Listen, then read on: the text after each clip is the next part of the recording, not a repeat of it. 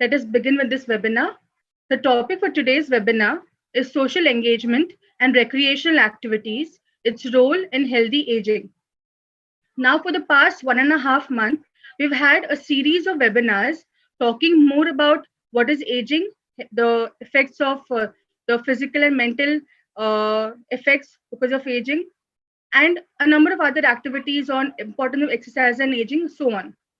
Today, we'll be focusing on how social engagement and recreational activities are very important in the life of an elderly and its role in healthy aging. The objectives for today's webinar will be, we'll be talking a little about aging, the concept of healthy aging, social engagement, and recreational activities. Now, we all know in our curriculum that what is aging. Like we've been teaching our students, and we've learned ourselves that aging is a complex biological process in which changes at molecular, cellular, and organ level result in a progressive, inevitable, and inescapable decrease in the body's ability to respond appropriately to internal or external stressors. So, what do we get by this is that aging is going to happen. We all are going to age. It is a progressive process. It is inevitable and inescapable. So each of our bodies respond in a different manner to this aging process. Aging is a multidimensional process and has an effect on the physical component, the psychological component, and the social component, primarily the emotional and spiritual component. So as the definition implies, aging is a process of growing older. So anybody above the age of 60 or 65 comes under the bracket of the elderly person as the WHO.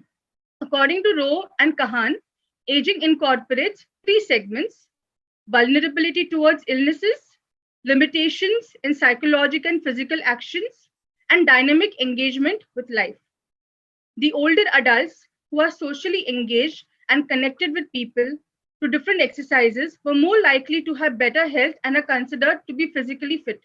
So, n number of articles, n number of evidences have already seen that how exercises and taking care of your health helps in a person aging better, or rather aging in a healthy manner.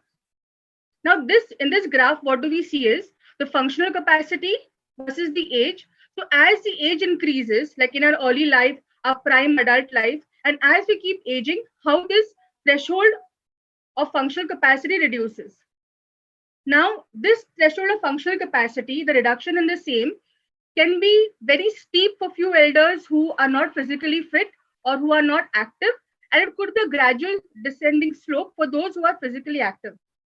Now, what do we see is that there is an increase in the number of the elderly population, and India is the second country in the world which has a maximum number of elderly population.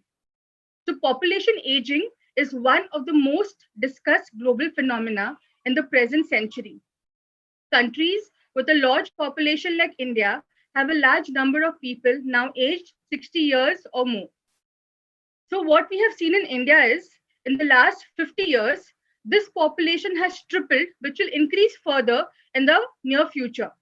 So these are certain statistical values that have been proposed in 2011 at how the population of the elderly is going to increase. So it is going to increase to almost 300.96 million by 2051. So as the number of elderlies are increasing, the opportunities for them, the activities for them, and an environment which should be made more friendly for the elderly. That is the need of the hour. The increases in the elderly population are a result of changing fertility and mortality regimes over the last 40 to 50 years. The National Policy for Healthcare of Elderly is an articulation of the international commitments of government as envisaged. It is basically a convention on the rights of persons with disabilities, national policy on older persons adopted by Government of India in 1999. So under the Section 20, the Maintenance and Welfare of Parents and Senior Citizens Act 2007. So what the vision of the NPHCE is to provide accessible, affordable, and high quality long-term comprehensive and dedicated care services to an aging population. That is, as the number of the elderlies are increasing, the aging population is increasing, we have to be ready with an infrastructure which is be very good for them to lead a very healthy life. Creating a new architecture for aging to build a framework to create an enabling environment for a society for all ages and to promote the concept of active and healthy aging. So now we come to the term of how healthy aging is an investment. So if we invest in a proper way now for the future of the elderlies, it will be an investment, not a cost.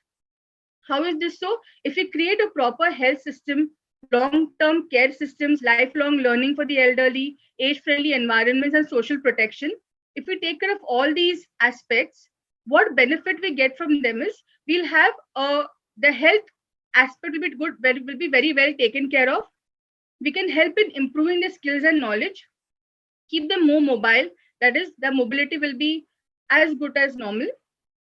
The social connectivity will be more with the surrounding environments or the societies, or financial security and personal dignity, safety and security will be maintained. In return, what will we get is that because of the proper health and the health being taken care of, there will be an individual well-being for the elderly. There will be more participation. This is primarily of those individuals who are entrepreneurs or those in a pre-elderly phase moving towards the elderly phase.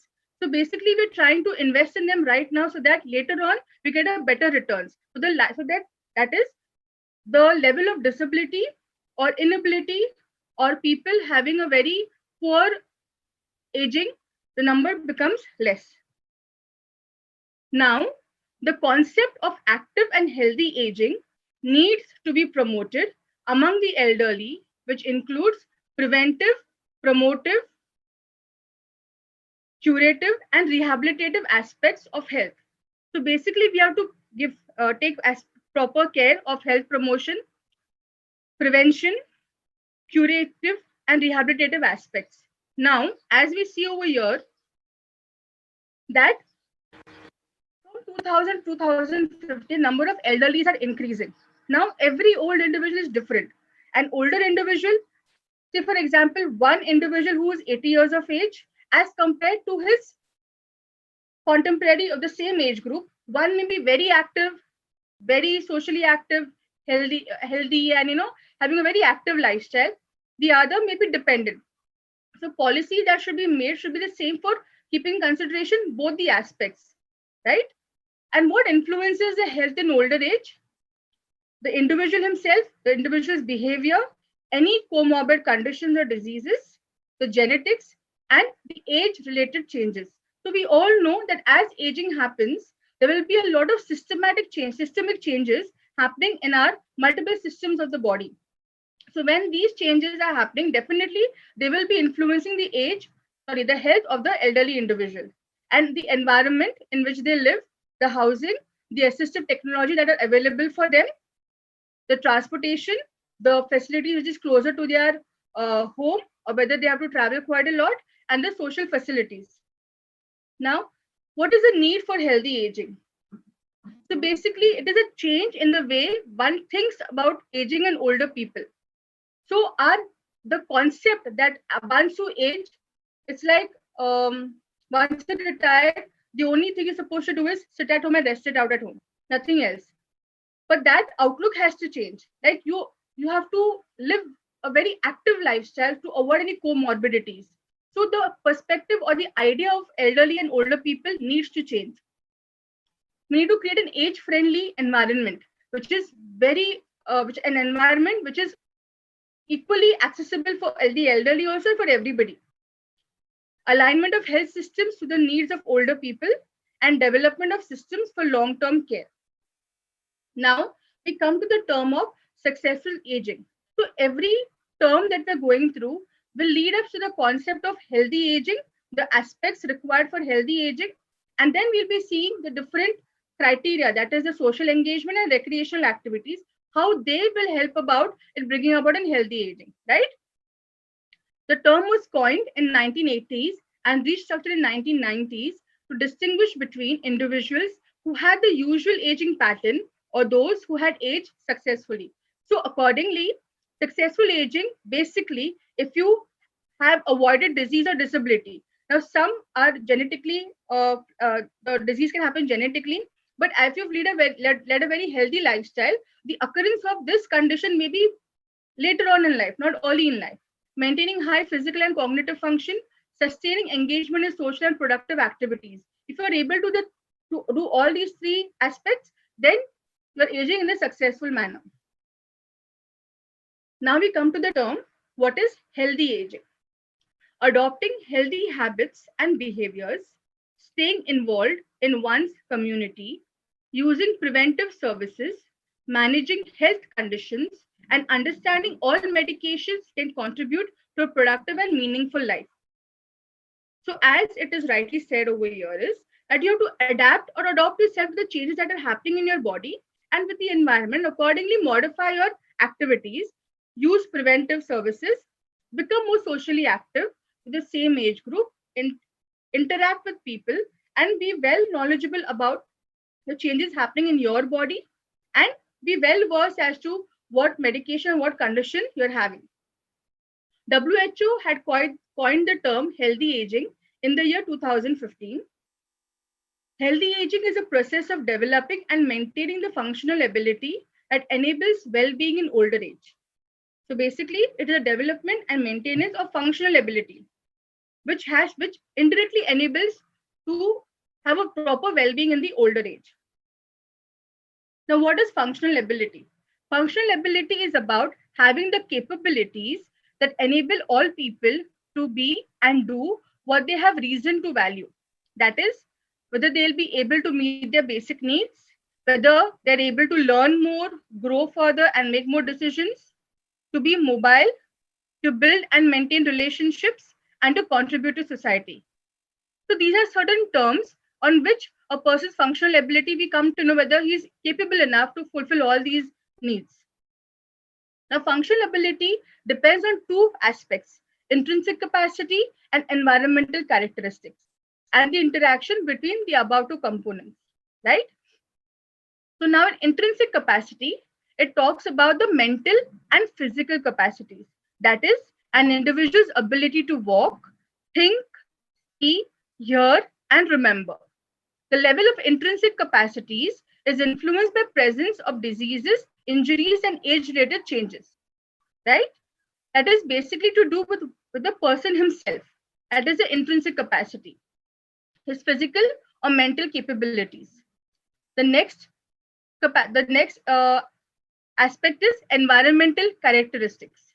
This involves home, community, and broader society, factors within them, health and social policies, built environment, attitudes and values, people and the relationships, the systems that support them, and services that they implemented. So basically, it is the society as a whole, the society that they interact with, the community that they live in, the health facilities, the social policies provided by the government, and the people and the relationships, what relation they have with them, right?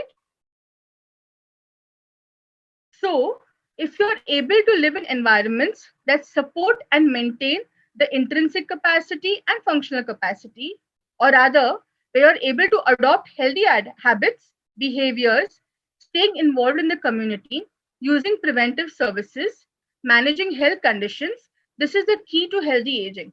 That is, if we provide a society which has all these facilities for the elderly, which are able to utilize themselves, and plus their intrinsic capacity too is very well maintained, they're taking good care of themselves, they have good health policies, then this is the key to healthy aging. Now, as mentioned before in the previous slide, like the key considerations for healthy aging are diversity. That is, no two elder people will be the same functional capacity. One may be very active, the other may be dependent for all the basic activities. So the diversity is seen.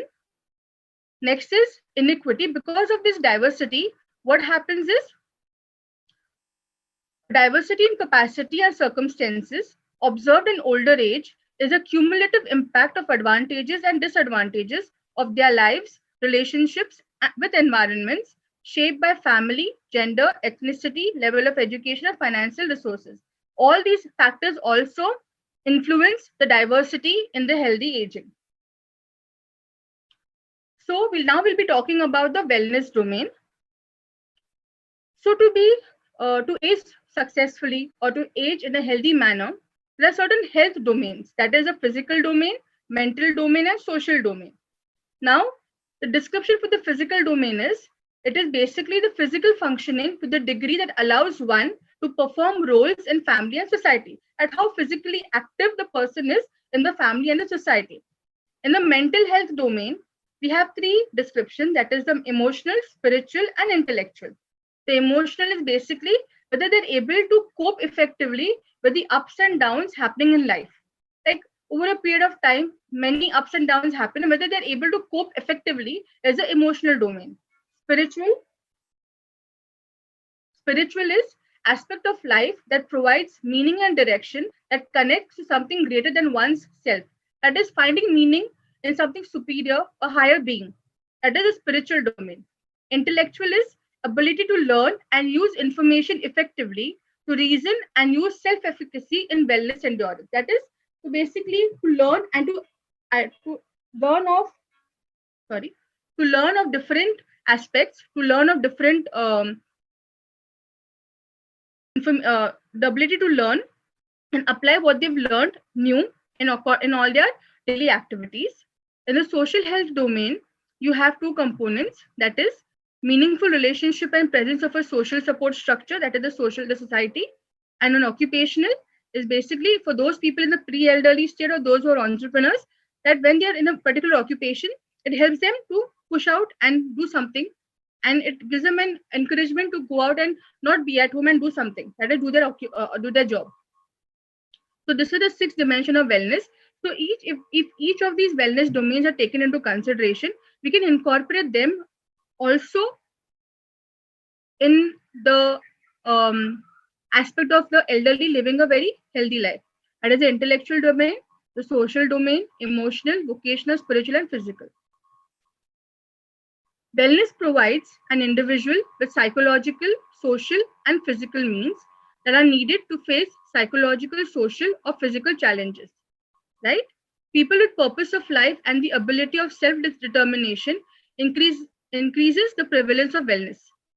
The relationship between social participation and wellness was evaluated in a study. The results showed that if the person engaged himself in social activities and participated in leisure activities, his or her physical and mental health would be better compared to staying at home alone.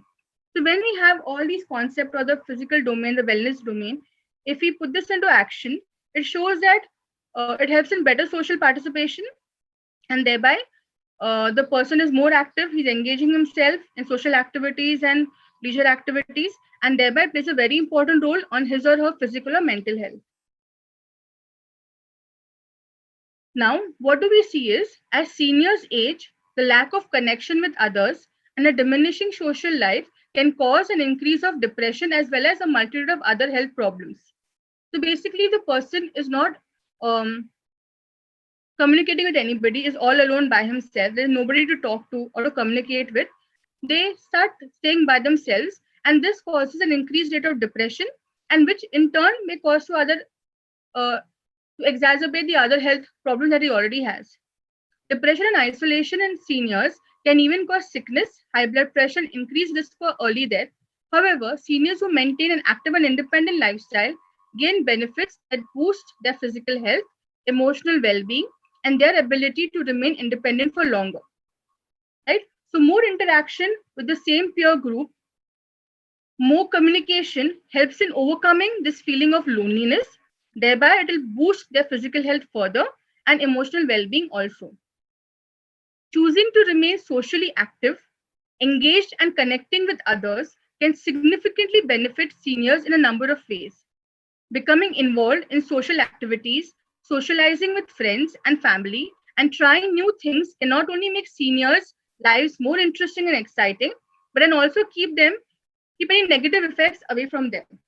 So basically, it all comes down to the more you communicate, the more you socialize, the more you interact with people, the more you exchange your thoughts, your ideas with people, the more you learn new aspects, the more you are open for learning and more interaction. With this, you make your life more interesting and exciting. That is, you are encouraged further to learn more, to go out and interact with people.